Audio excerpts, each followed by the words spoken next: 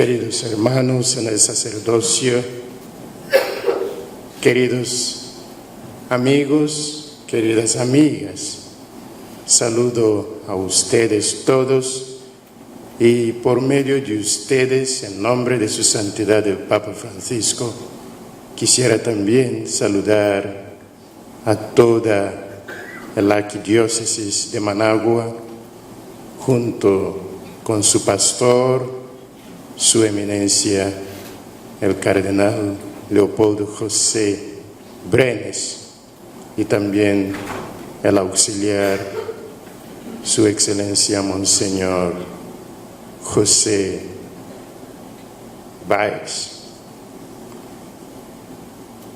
Quisiera hacer unos pequeños comentarios. Empiezo con las lecturas que hemos escuchado. La primera lectura que nos recuerda la experiencia de Lisias, de los libros de los Macabeos, quien en morir recordaba los males que ha hecho. Dice: yo estoy muriendo así por las cosas malas que yo hice cuando yo tenía el poder. Si tenemos poder en nuestras familias, porque a veces pensamos que el único poder que existe es el poder político, tenemos también poder familiar, poder como madre, poder como mujer, poder como padre, poder como párroco, poder como vicario parroquial, poder como pastor de una diócesis, poder político. Todos nosotros vamos a contestar delante del Señor sobre cómo hemos usado el poder recibido del Señor. Que no sea nuestra esta experiencia de Lisias, de la cual se nos narra en la primera lectura de hoy. Que al final de nuestra vida podamos agradecerle al Señor el don que nos ha dado, que no sea un momento simplemente de llorar por los malos que hemos cumplido durante nuestro momento de poder. El Evangelio, que es un Evangelio interesante, nos habla de matrimonio y de ángeles. Dice: serán todos como ángeles porque vivirán la resurrección, lo que significa que nuestra vocación a la resurrección es también un recuerdo a que tenemos la vocación de ser como ángeles, como ángeles. ¿Y cómo son ángeles? Angelos es mensajero, que tenemos que ser todos mensajeros.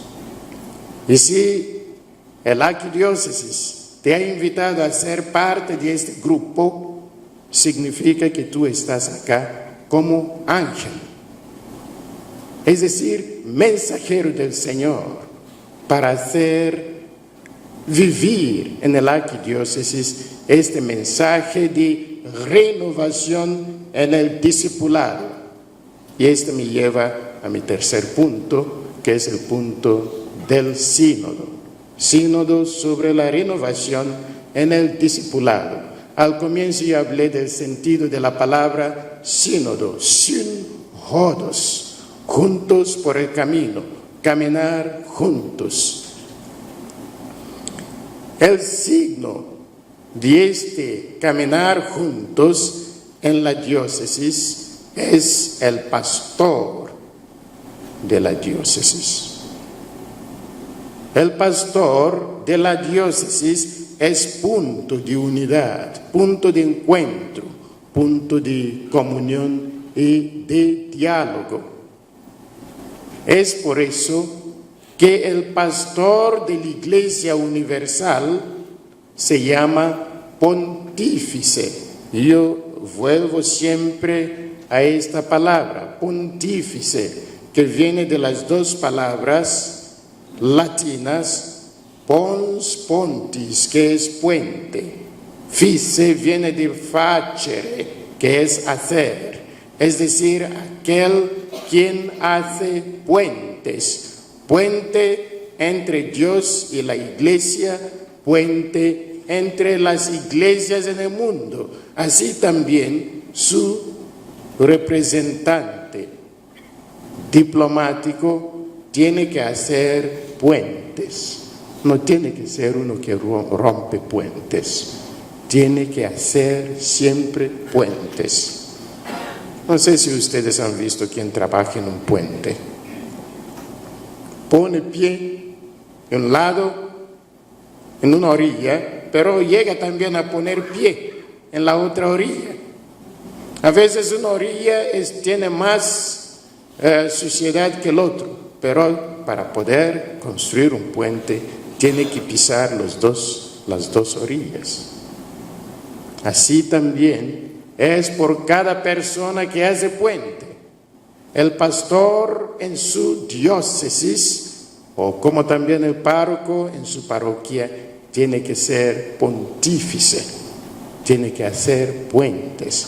No puede ser fuente de división, de destrucción. Tiene que ser puente de concordia, de diálogo, de caminar juntos. Ustedes saben que yo digo siempre eso para llamar la atención. La figura del obispo. Ustedes saben que cuando Jesús llamaba a sus discípulos, los llamó a ser pastores, ¿no? Seguramente no. Volvemos a leer el Evangelio según San Marcos. Primer capítulo, versículo 17.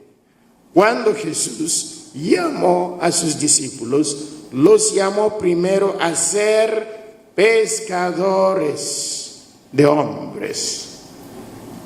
Un pescador y un pastor no son la misma cosa. Unos de ustedes crecieron, son chontaleños, entonces saben de animales, de ser pastores. Si tú tomas una persona que creció en los chontales y lo pones en las aguas del río San Juan, tal vez va a quedar hundido. Y si tú tomas tus vacas y las pones en la mano de un pescador del río San Juan, tal vez van a quedar muertas después de 2 días. El pescador no es el pastor. El pescador tiene una función específica. Cuidado, el pescador no es piscicultor. Un piscicultor es la persona que hace sus alberques y allá hace crecer pescados. Este no es pescador, es uno que cultiva peces. El pescador es el que va en el lago, en el río, en el océano y allá saca los peces que allí pertenecen a nadie. Son anónimos los peces en el mar. El pescador les da a los peces una pertenencia, porque en el momento que saca el pescado empiece a apartener a él o a su dueño. Este es el trabajo del pescador, sacar del anonimato y dar pertenencia a Jesús, a Dios. Por eso llamó a sus discípulos como discípulos, para sacar las personas del anonimato y darles pertenencia. Pero no los llamó a ser pastores? Vamos a leer el Evangelio según San Juan capítulo 10, porque es Él, Jesús, quien es el pastor. Es Él, Jesús, quien es el pastor. Sacan y dan a Él pertenece el derecho, el poder de guiar como pastor. Pero cuando llegaba su momento de partir, Él sabía que iba también a transmitir esta función, este ministerio de ser pastor a sus discípulos. Y lo hizo no a todos los discípulos. Cuidado. Volvemos a leer el Evangelio según San Juan, capítulo 21. Los 3 versículos mágicos, 15, 16, 17. Las 3 preguntas a Pedro. Simón, hijo de Jonás, ¿me amas tú? ¿Me amas más que todos estos otros? Empieza con el nivel más elevado, amar más que todos. Y pues me amas, y pues me quieres, y cada vez le daba la misión de ser pastor. Solamente a Pedro dio la misión de ser pastor. Y esta misión de ser pastor volvió fuente de unidad de sus discípulos. Porque un pastor es pastor al punto en que participa con Pedro en esta función. Entonces, el obispo diocesano en unión con el sucesor de Pedro, el párroco en unión con el obispo que está en unión con el sucesor de Pedro, el vicario, todo es toda una cadena que todo va llegando al sucesor de Pedro. Este es lo que significa el shun, juntos, del caminar juntos en la iglesia. Lo que significa que el sínodo significa los discípulos llamados a ser pescadores, que trabajan junto con su pastor, que está en comunión con el pastor sucesor de Pedro. Este es el camino de la iglesia. Un modo en que se manifiesta eso es muy fácil. Veamos que cuando está el obispo en la misa, el sacerdote puede ser un monseñor, pero un sacerdote. Está el pastor presente. El pastor es en ese momento custodio de la palabra. Para pronunciar la palabra, el sacerdote va al pastor y pide la bendición para pronunciar la palabra. A veces yo veo sacerdotes que tienen que leer el Evangelio y pasan delante del obispo y como si no existiese el obispo y van directamente a pronunciar la palabra. Yo digo, bueno, un poquito de ignorancia que podemos corregir. Allá se sobrepasa un elemento importante del shun de la iglesia, esta unidad que viene transmitida por medio de la palabra. Voy a terminar con lo que toca a nosotros de caminar juntos. Hablo del tema que es renovación en el discipulado. Discipulado significa que seguimos a alguien por un camino. Este camino que tenemos es una subida hacia Jerusalén. Pero renovación tiene una dimensión importante, que tenemos que ser nuevos. Les digo que ser nuevo es un elemento importante en el Evangelio nuestro, renovación. Algunos de nosotros hablamos de renovación solamente de palabra.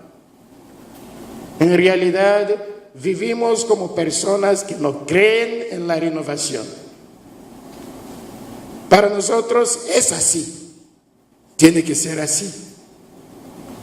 O al máximo creemos en nuestras propias renovaciones, en nuestra propia renovación, pero de otras personas no.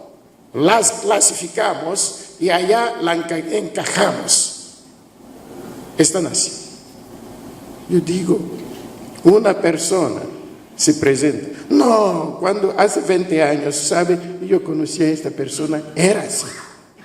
¿Por qué tú la has conocido hace 20 años y era así? Hoy tú crees que es todavía así. ¿Por qué no tratar de saber si en estos 20 años ha hecho un camino de conversión? Renovación significa hacerse nuevo. Este es el mensaje del Evangelio. Recordamos Juan 3 capítulo, los primeros 5 versículos. Es una cosa fundamental. Este hombre sabio, que se llama Nicodemo, fue a Jesús en su noche. Nosotros tenemos nuestras noches y no sé dónde vamos cuando tenemos nuestra noche. Nicodemo es interesante porque en su noche se fue a Jesús. Y Jesús, por medio de él, nos enseña una cosa interesante. Si tú no te renuevas, si tú no naces desde arriba, no serás parte del reino. Nicodemo no entendió qué significa nacer de nuevo. Pregunta, ¿significa volver? ¿Significa un camino solamente corporal, física? Jesús dijo, no. Tiene que nacer de agua y de espíritu. Si yo pregunto a ustedes qué significa nacer de agua y de espíritu, me dirán, es bautismo. ¿Verdad, no? Claro, es lo que es. Pero, cuidado, volvemos al texto. Eso lo dice en versículo 5, nacer de agua y espíritu. Ve el versículo 6. Nacer de agua lo pone como nacer de la carne. Y el nacer del espíritu lo pone como un renacer espiritual. Jesús está diciendo que cada cristiano tiene que tener 2 nacimientos: el nacer de la carne y el nacer del espíritu. Cuando una mujer va a nacer un niño, ¿cómo se dice en lenguaje de la enfermería? Se dice que se rompió el agua, ¿no? Sí, se rompió agua. Y este es nacer por el agua. Es nacer según la carne. Y el otro nacer es nacer por el espíritu. Y ese es nacer del espíritu que llamamos renovación. Y es una obra del espíritu. Y quien vive este renacer queda una nueva criatura. No son mis palabras, son palabras de San Pablo en su segunda carta a los Corintios, capítulo 5, versículo 17. Quien cree en Jesús, nueva criatura es decir, se renace. El antiguo pasó, empieza una nueva vida. ¿Por qué nosotros nos comportamos como personas que no creen en la renovación de las personas, en la renovación de nosotros? El principio de esta renovación que vivimos se llama la reconciliación. Capítulo 5, versículo 17, habla de esa nueva criatura. Y 3 versículos después versículo 20, nos dice, si nosotros renacemos, somos entonces embajadores de Cristo. ¿Embajadores de qué? ¿Mensajeros de qué? De la reconciliación. Reconciliación. Queridos hermanos, no podemos hablar de sínodo, de renovación, sin reconciliación.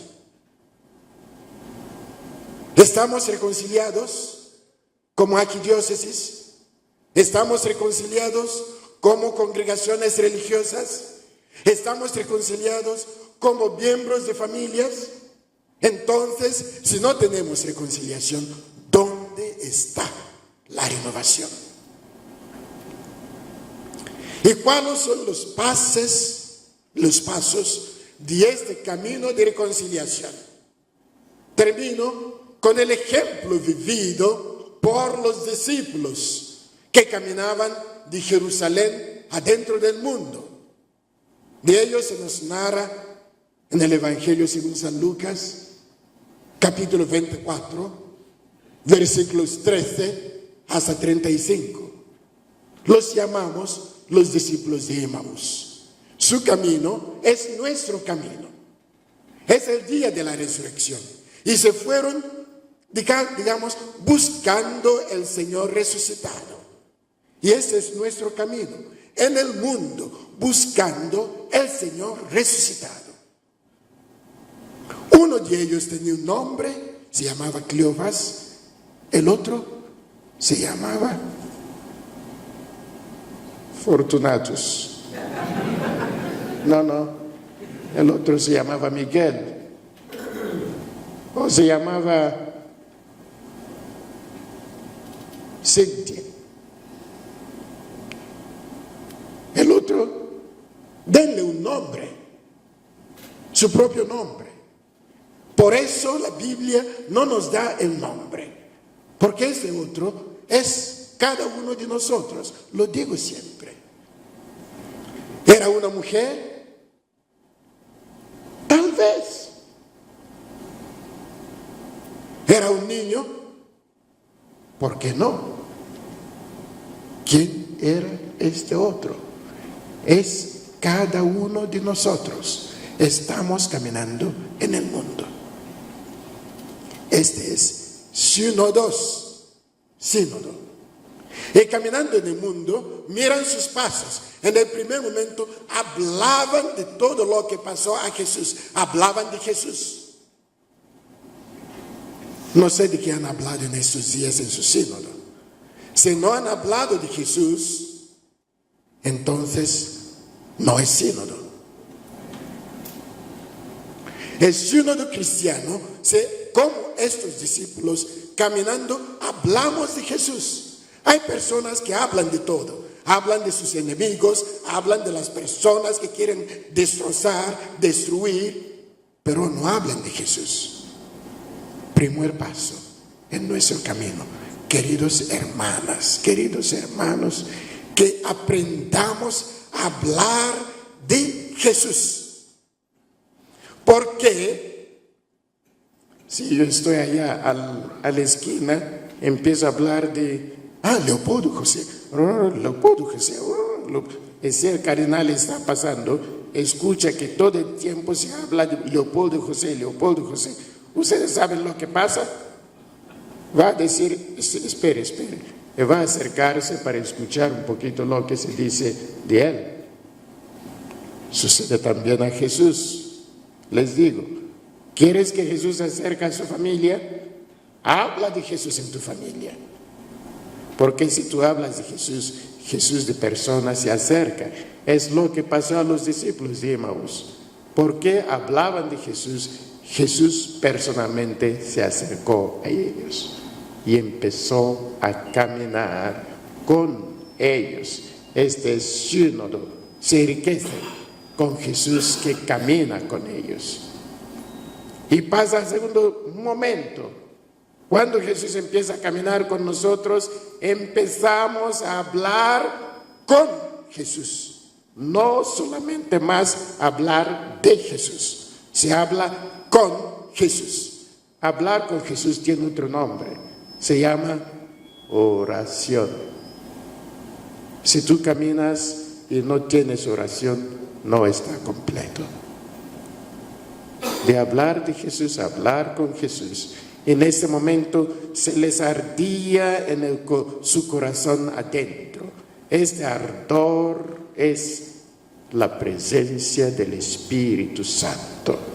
Cuando hablamos de Jesús, hablamos con Jesús, el Espíritu Santo entra en nosotros.